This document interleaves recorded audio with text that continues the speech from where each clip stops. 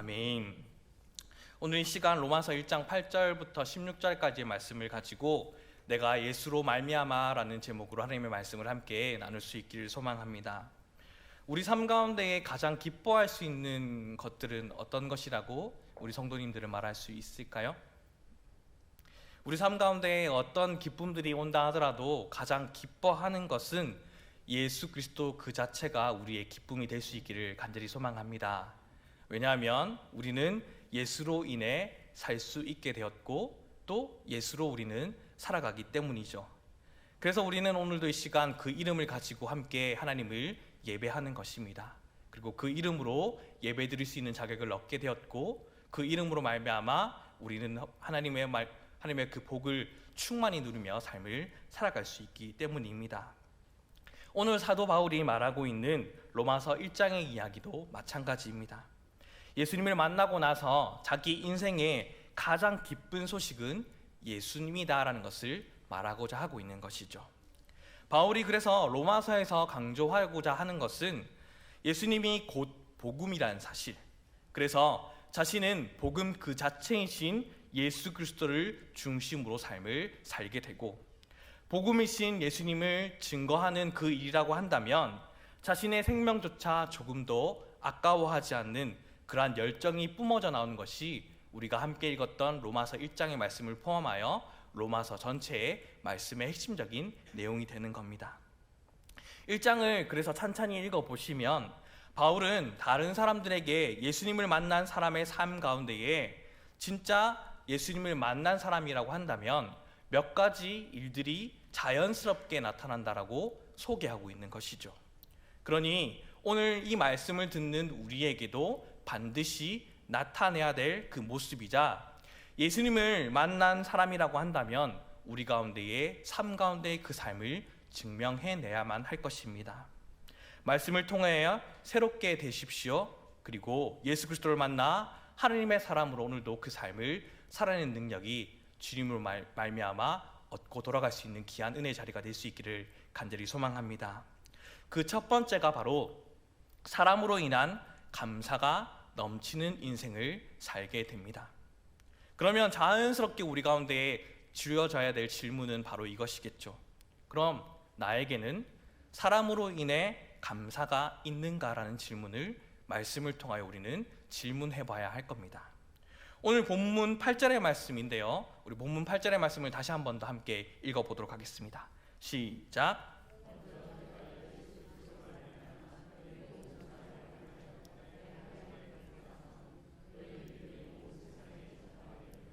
아멘. 바울은 로마 교회 사람들을 한 번도 만나본 적이 없습니다. 우리가 읽어보았듯이 몇 번이나 찾아가려고 했지만 만나지 못했다라는 것이 말씀 가운데 기록되어져 있는 것처럼 말이죠. 한마디로 어떤 사람들입니까? 낯선 사람들입니다. 그런데도 그 로마 성도들을 생각하면서 하나님께 감사하고 있는 것이죠. 이게 무엇을 의미합니까? 알다시피 바울은 다메섹 도상에서 변화받기 전까지만 해도 예수님을 믿는 사람들을 증오했던 사람입니다. 잡아 죽이기를 원했고 원수라 생각했고 분노의 대상이라고 생각했죠. 그랬던 바울의 마음이 어떻게 이렇게 녹아서 아직 보지도 못한 로마 성도들을 향해 감사와 사랑이 넘치게 되었을까요? 다른 비결은 결코 없습니다. 그것은 곧 복음의 힘이죠. 내 안에 복음이 그렇게 자리 잡게 된다면, 그래서 예수 그리스도의 십자가의 감격이 회복되게 된다면 강팍했던 나의 마음은 녹고 모든 사람을 향한 사랑과 감사의 마음이 반드시 흘러나오게 된다라는 겁니다. 그래서 우리가 지금 신앙생활을 제대로 하고 있는지를 점검할 수 있는 첫 번째가 바로 이것입니다. 하나님 덕분에 바울처럼 사람으로 인한 감사가 오늘도 우리 가운데 우러나오고 있는지, 흘러가고 있는지를 말입니다. 바울이 예수님을 만나고 결정적으로 변화된 것이 바로 사람을 소중히 여길 수 있는 마음을 얻게 된 것이라고 꼽을 수 있을 겁니다. 바울이 감옥에서 썼다라는 빌레몬서 1장 7절의 말씀을 함께 보십시오. 형제여, 성도들의 마음이 너로 말미암아 평안을 얻었으니 내가 너의 사랑으로 많은 기쁨과 위로를 받았노라라고 기록되어졌듯이 사도 바울은 그냥 평범한 일상 속에서가 아니라 감옥에서조차도 바울은 사람을 통한 사람으로 인한 감사와 감격이 넘쳤던 사람입니다. 왜 그렇습니까? 그 안에 예수님을 만났던 그 복음이 있기 때문이죠.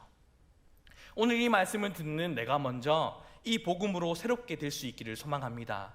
그래서 나로 인해 우리가 이 만남의 복을 늘 누리며 살 수 있기를 소망합니다. 오늘도 내가 내 옆에 누가 있느냐가 인생을 결정합니다. 서로가 서로에게 그런 사람이 되어야만 하고, 또 우리가 복음으로 변화되면 그 무엇보다 물질이나 환경보다 사람이 소중하다는 것, 사람으로 인해 내게 감사가 흘러나올 수 있다는 것을 반드시 깨닫게 된다는 것이죠. 우리가 예배 자리에서, 삶의 자리에서 늘 보기 때문에 저 사람은 그런가? 오늘도 보지 라고 그냥 흘러가는 것이 아니라 매일 보는 우리의 모습 가운데에 하나님의 복이 그 만남 속에 오늘도 숨겨져 있다는 사실을 깨달으시기 바랍니다. 그러니 예수 그리스도로 말미암아 우리가 오늘 다 하나님 안에서 이러한 복을 누리며 살 수 있기를 간절히 소망합니다. 두 번째로 반드시 나타나게 되는 예수님을 만난 사람의 특징은 칭찬과 격려입니다.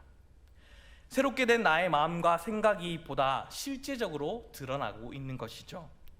예수님을 만난 자들에게 나타나는 것은 칭찬과 격려가 나의 생각과 마음과 입과 행동 가운데에 자연스럽게 붙어 나옵니다.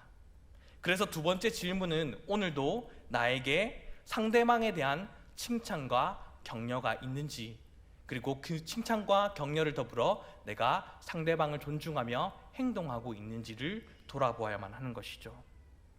로마서에 별명이 있죠. 복음의 정수라고 불립니다.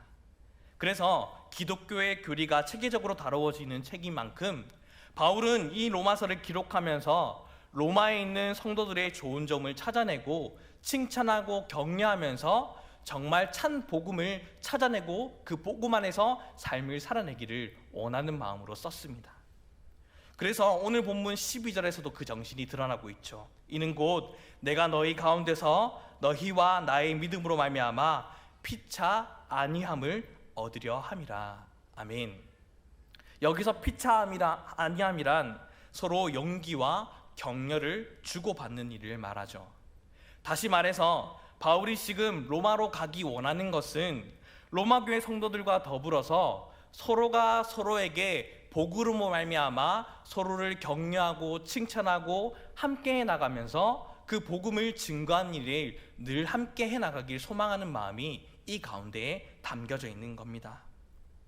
이런 바울의 모습, 바울의 이야기를 통하여 오늘날 우리의 신앙이 너무 칭찬과 격려가 인색한 것은 아닌지 돌아보시길 소망합니다. 당신은 이래야 돼, 당신은 아니 저래야 돼, 왜 이 상태입니까? 아직도 왜 저 상태입니까? 라는 등의 책임만을 따지기 쉽죠. 그런데 우리는 잘 압니다. 우리 스스로도 한 인격체가 얼마나 칭찬에 목말라 하는지를, 그리고 격려받는 것이 우리의 인격을 형성하는 데 얼마나 중요한지를 잘 알고 있습니다. 하지만 나만 그렇게 받고 상대방은 그렇지 않아도 될 것처럼 너무 쉽게 말을 내뱉죠. 미국 샌프란시스코의 한 학교에서 재밌는 실험을 했다고 합니다. 학급 담임에게는 앞으로 수개월간의 성적이 오를 학생들을 뽑았다라고 이야기하면서 이 학생들은 정말 뿌리부터 남다른 학생들이니 이 학생들을 잘 길러보십시오. 그렇게 담임 선생들에게 이야기했다라고 합니다. 그런데 이렇게 얘기한 것과는 전혀 다르게 사실 이 뽑은 학생들은 전혀 무작위로 아무런 그러한 뿌리부터 근본부터 남다른 친구들을 뽑은 것이 아니라 그냥 무작위하게 뽑은 상태로 반 담임에게 그러한 말만 전하고 이 학생들을 잘 다루기를 원하면서 맡겼다라고 합니다. 그러니 어떻게 되겠습니까? 선생님들은 정말 그런갑다 라고 생각하면서 이 아이들을 기대하는 마음을 품게 되었겠죠. 그렇게 수개월간의 성적이 향상될 학생들이라고 알려준 후에 기대를 품게 되었고 확실히 이 학생들은 성적이 향상되었다라고 합니다. 그런데 그 학급 담임이 아이들에 대한 기대가 학급의 성적을 향상시키는 원인이 되었다고 생각할 수 있겠고, 또 그러한 칭찬과 격려를 통하여서 아이들 역시도 기대하는 의식을 가졌기 때문에 성적이 향상되었을 거라는 생각을 가질 수 있다는 보고가 일어났다고 합니다. 이것은 교육 심리학적인 용어로 우리가 잘 알고 있는 피그말리온 효과라고 합니다. 그런데 이 피그말리온 효과라는 어떤 실험이든 마찬가지이지만 이렇기 때문에 정확하지 않아라고 또 따지듯이 비판하고 있는 사람들도 분명히 있겠지만, 우리도 잘 알죠. 우리가 살아가면서 이 피그말리온 효과가 아니다 할지라도 삶에서 겪어왔던 경험들 속에서 다른 사람이 나를 존중하고 내가 기대하는 것이 있을 때에 그 기대에 부응하는 쪽으로 우리는 움직이게 된다는 것이죠. 그리고 그쪽으로 변화받으려고 하고 노력하게 되고, 또 실제로 그렇게 노력하다 보면 그러한 결과를 얻게 된다는 간증들은 우리도 수없이 많이 듣지 않았습니까? 이게 하나님께서 주신 말의 힘, 칭찬과 격려의 효과일 겁니다. 그렇게 될 것이다 선포하고 또 축복하며 삶을 살아가는 것이죠. 하나님이 살아계시고 주님 안에서 교제함을 느끼는 교회의 공통점은 이러한 찬양의 고백 그리고 말들이 차고 넘칩니다. 성도 간의 상호 간에 이러한 칭찬들이 차고 넘치는 것이죠. 이래서 좋고 저래서 좋고 다 좋습니다. 감사합니다. 함께해서 너무 즐겁습니다. 반면에 건강하지 않는 교회를 가보면 서로를 향해 뭔가는 모르겠지만 불만과 원망들이 있어서 서로 말들을 잘 하지 않는다거나 싫은 소리들만 자꾸 세워나가고 있는 것이죠. 그럼에도 아직까지 교회가 버틴다라고 하는 것은 하나님께서 오늘도 묵묵히 주의 일을 감사함으로 견디면서 칭찬하고 격려하며 섬겨나가는 그 속에 사람들을 세워나가는 그 사람을 사용하셔서 하나님의 일을 해나가시기 때문입니다. 건강한 교회는 사람과 사람과의 칭찬뿐만 아니라 하나님을 예배하는 찬양의 소리도 다릅니다. 우리가 즐겨 부르는 찬송의 가사를 통하여서도 찬양도 하죠. 그런 것도 물론 찬양하지만 우리의 삶의 걸음걸음을 통하여 하나님 앞에 영광 올려드리는 것도 또한 우리가 하나님 앞에 드리는 찬양입니다. 그래서 우리가 한 주간도 어떠한 삶을 살아냈듯이 그 걸음걸음들이 하나님께서 인도하여 주셨으니 너무나도 감사하고 즐거운 것이 많습니다. 하나님 오늘도 그 마음을 담아 주님 앞에 나옵니다 라는 찬양의 소리가, 그 고백의 소리가 우리가 함께 드리는 찬양의 소리와 함께 더불어 찬양과 기도하는 시간을 통하여 또 예배하는 시간을 통하여 하나님 앞에 올려드리는 겁니다. 그러니 우리도 바울이 감사로 로마 교인들의 믿음으로 인해 온 세상에 복음이 전파된 것을 칭찬하고 격려하였던 것처럼 우리도 변화가 되어서 상대방의 좋은 점을 칭찬하고 격려하는 예수로 말미암아 변화된 복된 인생으로 참 그리스도인의 삶을 살아내는 인생 될 수 있기를 간절히 소망합니다. 세 번째로, 그렇게 예수님을 만났던 참 그리스도인은 항상 기도가 쉬지 않게 됩니다. 세 번째로, 예수님을 제대로 만난 자, 그런 교회에는 상대방을 위한 중보 기도가 나타나게 됩니다. 오늘 구절을 보십시오. 내가 그의 아들의 복음 안에서 내 심령으로 섬기는 하나님이 나의 증인이 되시거니와 항상 내 기도에 쉬지 않고 너희를 말하며 라고 기록하고 있습니다. 앞에서 상대방의 장점을 찾아서 칭찬과 격려하는 것이 중요함과 더불어서 우리가 진짜 복음을 만난 사람이라고 한다면 상대방의 영혼을 위한 중보기도가 늘 끊이지 않는 것이죠. 우리는 영혼을 향한 중보기도가 오늘도 나의 마음에 우러나오고 있는지, 또 그런 우러난 마음으로 하나님께 드리고 있는지를 늘 말씀을 통하여 점검해야만 합니다. 좋은 예로 구약 말씀 중에 너무나도 잘 알고 있는 출애굽기 32장에 나오는 모세의 기도하시죠. 민족을 향한 뜨거운 사랑과 그 사랑이 기도로 나타내는 참 아름다운 성경 말씀입니다. 출애굽기 32장은 이스라엘 민족이 하나님께 범죄하게 되었고 그렇게 망하게 된 자기 민족을 앞에 두고 모세가 기도합니다.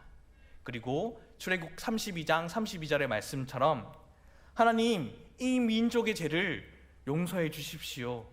이 민족을 용서하기 어려우시면 저도 구원의 자리에서 제하여 주시고 그들과 함께 망하는 자리에 있겠습니다 라는 그러한 결단의 기도를 하나님 앞에 드렸던 그 기도 말입니다. 모세는 자기의 목숨을 걸고 이스라엘 민족을 위한 중보 기도를 합니다.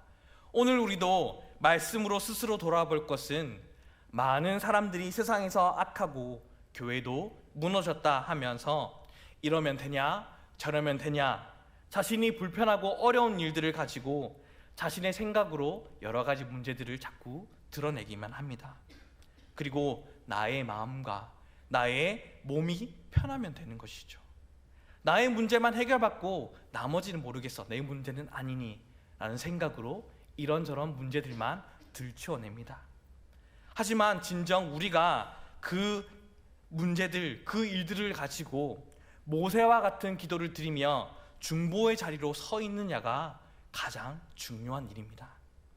특별히 문제라고 이야기하면서 이런저런 이야기들을 꺼내는 우리의 입보다 간절히 서로의 연약함을 불쌍히 여기며 모세처럼 오늘도 중물로 중보 기도를 하는 그런 나와 공동체를 하나님께서는 오늘도 간절히 찾고 계십니다.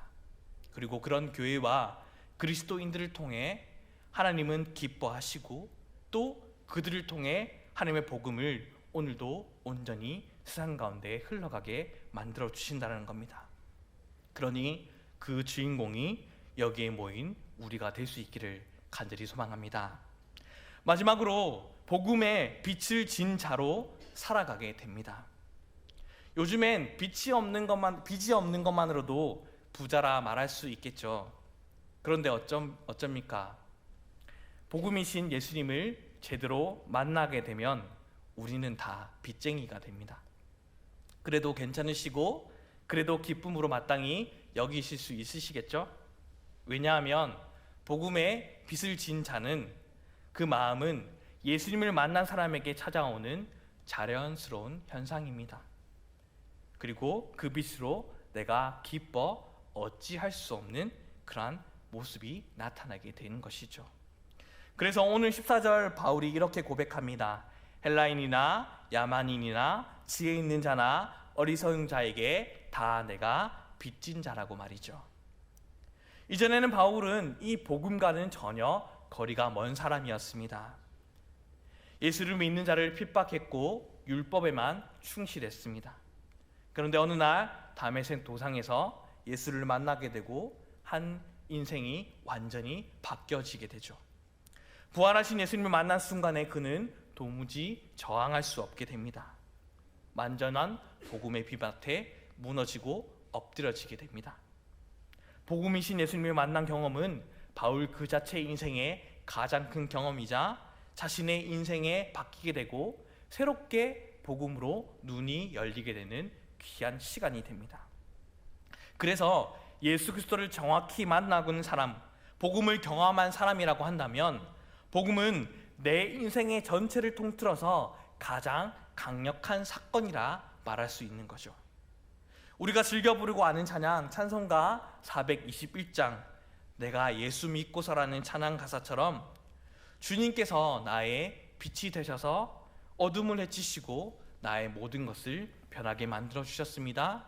지금 내가 주 앞에 온전할 수 있는 것은 모든 것이 주님의 공로입니다.